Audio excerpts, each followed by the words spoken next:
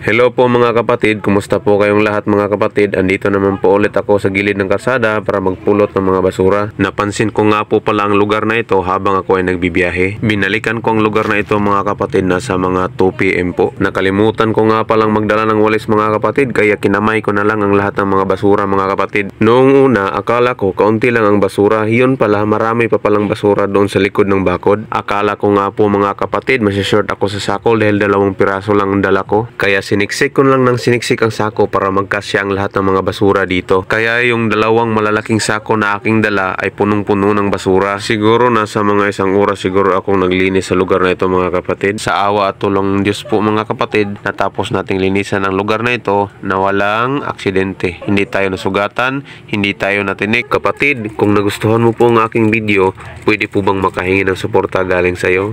At yun lang po muna ang sa araw na ito mga kapatid. Hanggang sa muli po mga kapatid. Salamat po sa Diyos.